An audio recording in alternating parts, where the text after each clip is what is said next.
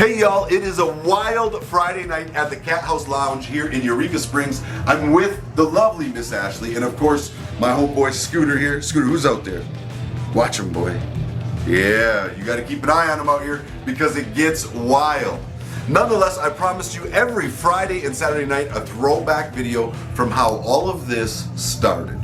The first video I'm gonna play back from you is from the very first winter I ever spent on the road. It was incredibly cold. I had no heated gear. I had the wrong cold weather gear even though I thought I had the right gear. It was really all about grit. That's when you were in the snow, right? No, that was the second winter. Oh, what was the first winter? We'll take a look. Just doing a quick check-in. Today has been an amazing day. Spirits are very high out here on the road. Weather was very cold this morning. I think we left with like 34 degrees this morning. But we managed to stay warm, keep Scooter warm, and we are now at Emerald Coast Harley Davidson and headed over to Pensacola. What an amazing morning. We've already raised a ton of money. Big thank you to Ann. She scheduled the whole panhandle for us, had all the dealerships ready and media out, and you know, this is exactly the type of interaction that we were hoping for, and we look forward to growing. I'll keep you guys posted, and stay warm. And Godspeed. This next segment is about my boy Scooter. I used to tell people all the time, Scooter's the show and I am the chauffeur, right? Because I carried him around on my motorcycle. But people always wanted to know how we traveled on the bike. So I made this little video in the very beginning of my journeys about how Scooter and I would take the ride. Want to talk to you a little bit about my pet carrier. A lot of people are asking me what is Scooter riding in, so I thought what better way than to make a video.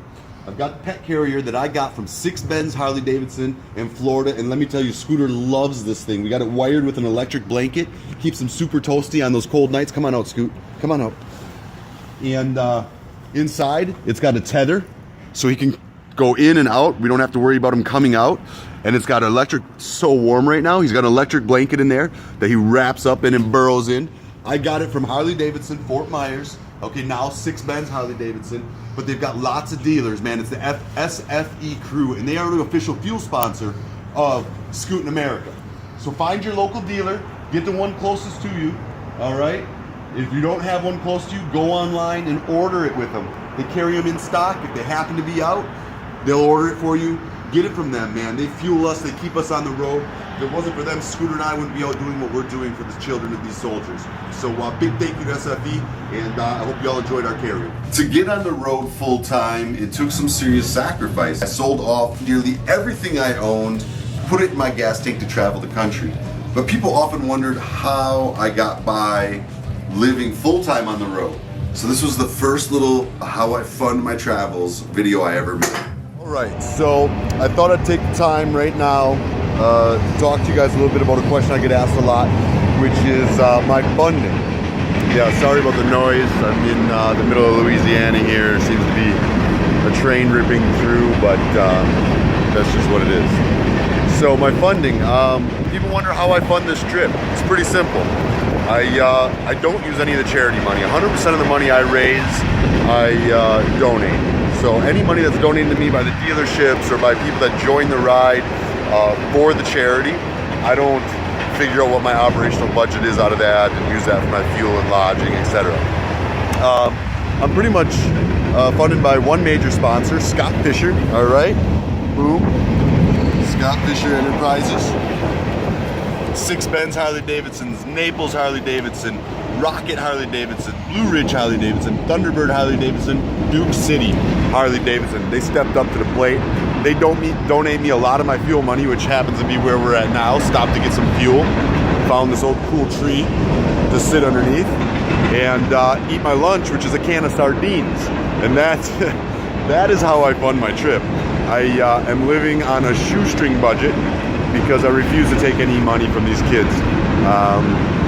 I also have a spot on my website whenever it's done where people will be able to donate me food or fuel or lodging and things like that, which would be nice, but they'll know they're donating directly to me. Again, I won't pull it out of the charity.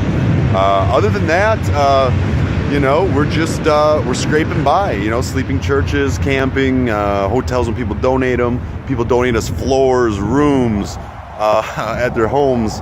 It's been very interesting. The Harley Davidson staff at all these dealerships have really stepped it up and given me, taken me out for lunch, taken me out for dinner, offered me up their homes to come stay in. So you know, it's a testament to community. Community is what is funding this trip. They're keeping me alive and on the road, able to do this. So you know, and then of course, obviously I had to have some money to start, and I sold a lot of my luxuries. You know, I sold my TVs, and you know, used that money to help start this. And let me tell you something, I've gotten more smiles in the last 2 weeks than I have in the last 20 years watching TV. So there's something to be said about the cleansing, about cutting ties with all the superficial stuff that we feel we need, and just getting out and being with people and doing good.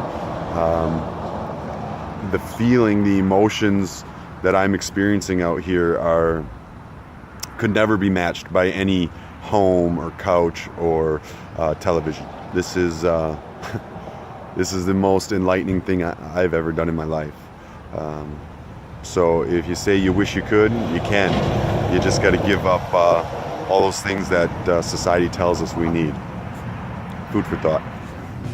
All right, y'all, that is a little throwback look at what life was when all of this mess started. Which is crazy. It's crazy to think that that's what started everything. And to look back, it doesn't seem that long ago, yet it seems forever ago almost. 6 years ago. And I'll tell you, it's crazy. You just don't always know what life has in store for you. Sometimes you're going through the biggest struggles you could possibly imagine. And if you read my book, Inside My Helmet, you know exactly what I'm talking about. Big struggles can either mean new opportunities or the end, and it's really up to you. You got to put your mind to what you want your life to be, and you got to stay stubborn. Yes. Hey, and don't forget, guys, dream until your dream comes true.